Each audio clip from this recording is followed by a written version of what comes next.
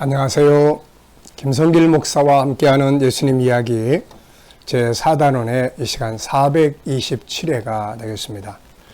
제목은 합력하여 유익하게 만들어보자, 이런 제목입니다. 자, 본문은 똑같습니다. 마태복음 12장 1절로 8절입니다. 그때 예수께서 안식일에 밀밭 사이로 가실 때 제자들이 시장하여 이삭을 잘라 먹으니 바리새인들이 보고 예수께 말하되, 보시오, 당신의 제자들이 안식일에 하지 못할 일을 하나이다. 예수께서 이르시되, 다윗이 자기와 그 함께한 자들이 시장할 때에 한 일을 잃지 못하였느냐. 그가 하나님의 전에 들어가서 제사장 외에는 자기나 그 함께한 자들이 먹어서는 안 되는 진설병을 먹지 아니하였느냐. 또 안식일에 제사장들이 성전 안에서 안식을 범하여도 죄가 없음을 너희가 율법에서 잃지 못하였느냐. 내가 너희에게 이르노니 성전보다 더 큰 이가 여기 있느니라. 나는 자비를 원하고 제사를 원하지 아니하노라 하신 뜻을 너희가 알았더라면 무지한 자를 정죄하지 아니하였으리라. 인자는 안식일의 주인이니라 하시니라. 아멘. 자, 이 시간에 함께 나눌 주제는 말씀드린 것처럼 합력하여 유익하게 만들어보자 입니다. 예수님은 지금 제자들이 실수하고 밀삭 잘라먹는 것 때문에 비판하는 바리새인들을 앞에 놓고 이걸 잘 사용을 하셨어요. 네. 오히려 이거를 잘 사용을 했습니다. 그래서 진리를 드러내는 방향으로 상황을 바꿔놓으신 거죠. 이게 정말 중요한 겁니다. 이 장면을 보면서 우리가 꼭 기억해야 할 것은 어떤 상황을 만나도 그것을 선으로 바꾸고 합력해서 유익하게 만들 수 있다는 것입니다. 자, 우리는 이거를 잘해야 돼요. 환경이 어렵고 힘들고 이런 것만 이야기하지 말고 그 어려운 환경을 어떻게 잘 요리를 해가지고 이거를 오히려 유익하게 만들 수 있겠느냐는 거예요. 그것을 예수님이 지금 시범으로 보여주시고 있습니다. 제자들이 잘못해서 지금 적들에게 비판을 받고 있는 장면을 오히려 적들을 지금 꼼짝 못하게 굴복시키는 상황으로 바꾸어버리고 있는 겁니다. 주님은 문제점을 통해서 이 비판하는 자들이, 바리새인들이, 예수님, 당신의 제자들이 왜 이 모양입니까? 그럴 때 예수님이 막 제자들을 보시면서, 야, 너네들은 그 철없이 그게 뭐냐 도대체? 나 너희들 때문에 막 속상해 죽겠다. 창피하지도 않냐? 막 그러면서. 네. 제자들을 꾸짖으신 게 아니에요. 오히려 그 상황을 통해서 안식일의 진정한 의미가 뭔지, 하나님의 뜻이 뭔지, 안식일의 주님과 안식일의 관계, 정말 안식일의 진정한 의미가 뭔지 이런 걸 드러내는 도구로 삼으신 거예요. 이게 정말 멋진 장면이에요. 어려운 상황을 싹 바꿔가지고 오히려 진리를 드러내는 방향으로 바꾸신 겁니다. 사람은 살아가다 보면 다양한 어려운 일들을 만나게 되죠. 우리가 실수해서 만나기도 하고 때로는 나와 상관없이 어려운 일을 만나기도 합니다. 그러면 보통 이럴 때 우리들은 어때요? 그 당사자를 막 원망하고, 너 때문에 이렇게 된 거야. 왜 이렇게 했어? 너 때문에 못 살겠어. 막 큰일 났다. 다 망했네. 막 이렇게 원망하고 좌절하고 또 절망 속에 빠지게 되는 거죠. 그러나 사실 문제 자체가 문제가 아니고 이것을 선으로 바꾸지 못하는 것이 사실은 문제거든요. 이게 얼마든지 바꿀 수 있는데, 이제는 주님께 배워서 문제가 벌어졌을 때 또 문제의 환경을 유익하게 만들어내는 능력을 가져야 합니다. 제가 이제 G7의 책을 정리하면서 우리 인간에게 심리 질병에 관한 내용들을 또 책으로 여러 권 썼잖아요. 그래서 그 속에 심리 질병을 제거하기 위해서 필요한 것 중에 하나가 먼저 싹을 잘라버리는 거죠. 그게 뭐냐면 이제 어려운 일을 만났을 때 이것을 어떻게 유익하게 바꿀 수 있느냐, 이런 내용을 다루는 내용이 있습니다. 그래서 그 이야기를 여기서 조금 인용을 했어요. 자, 제목이 이런 거예요. 신레몬이 있으면 레몬수를 만들어라, 이런 말이에요. 부딪혀 있는 환경 속에 들어있는 또 다른 가능성을 찾아라, 이런 말입니다.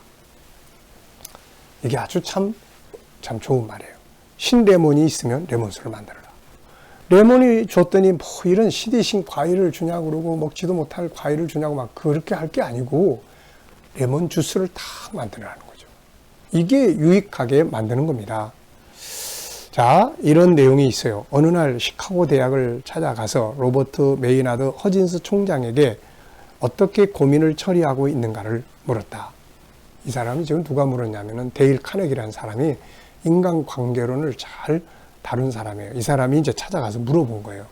그랬더니 이제 고민이 생기면 어떻게 처리를 하십니까? 이렇게 물었더니 이분이 이제 이런 이야기를 하는 거죠. 뭐라고 그러냐면 나는 시어스 로버크 컴퍼니의 사장 고 줄리어스 로젠왈드의 충원인 레몬이 시면 레몬수를 만들라는 말을 항상 명심하며 따르고 있습니다.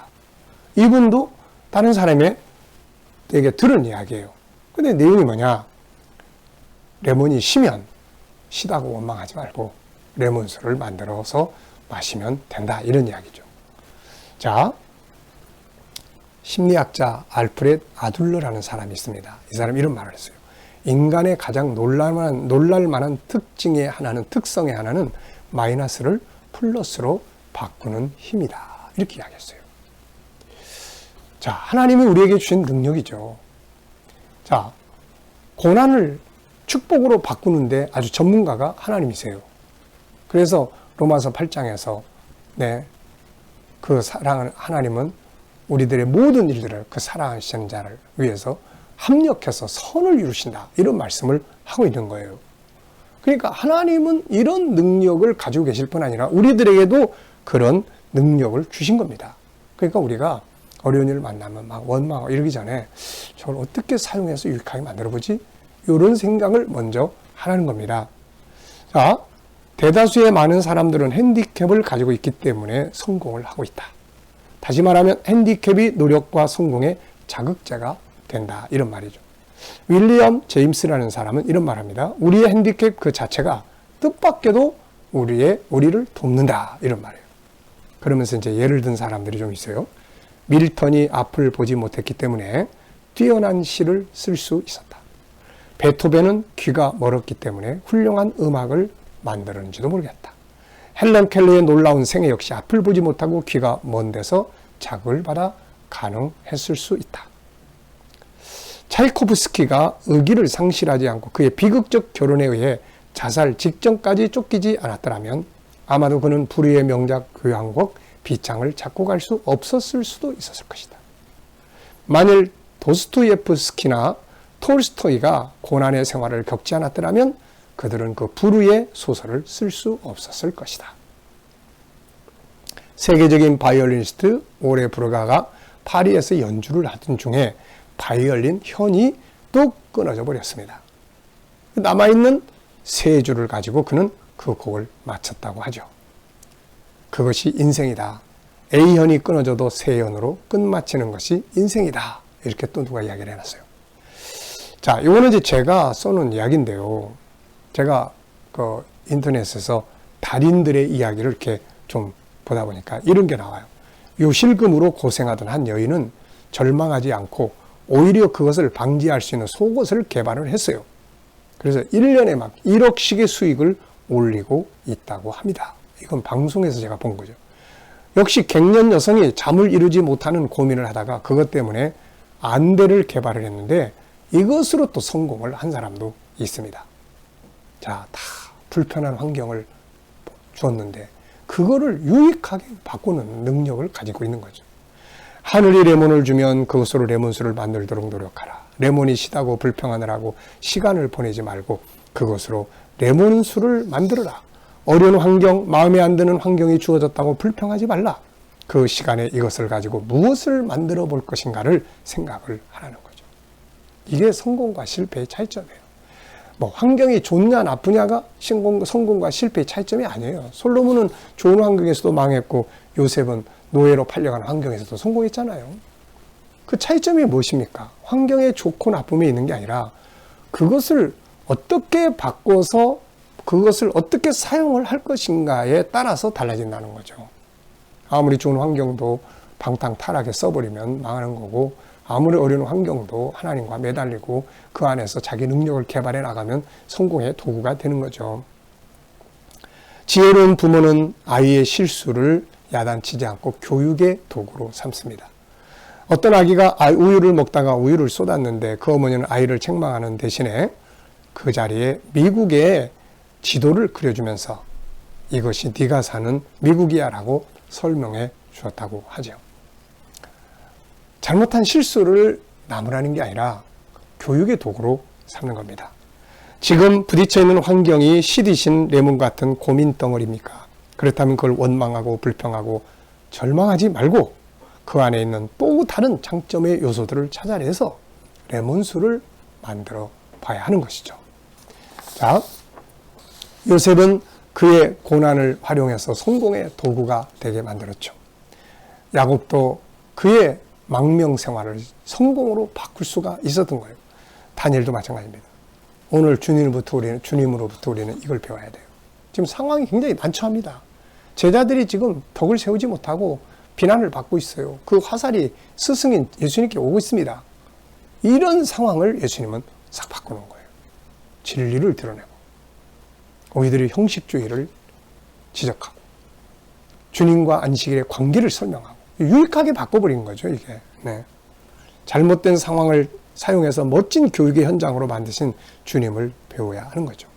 우유를 엎치는 아이의 현장을 교육의 현장으로 바꿨던 지혜로운 어머니를 배워야 합니다. 노예의 현실을 애굽에서 성공하게 만들었던 요셉의 능력을 배워야 합니다. 어려운 일을 만났을 때 그걸 절망과 좌절의 도구로 삼지 않고 자신의 성공의 길로 유익하게 바꿔놓을 수 있는 능력이 우리 안에 있다는 것을 기억하고 그것을 도우시는 하나님이 계시다는 걸 믿고 한번 해보시기 바랍니다. 지금 어려운 시련을 겪고 있는 게 있나요? 그렇다면 한번 이걸 어떻게 내 인생에 유익하게 만들어 볼 수 있을까? 한 번쯤 연구해 보시기 바랍니다. 이 시간 말씀 여기서 마치겠습니다. 감사합니다.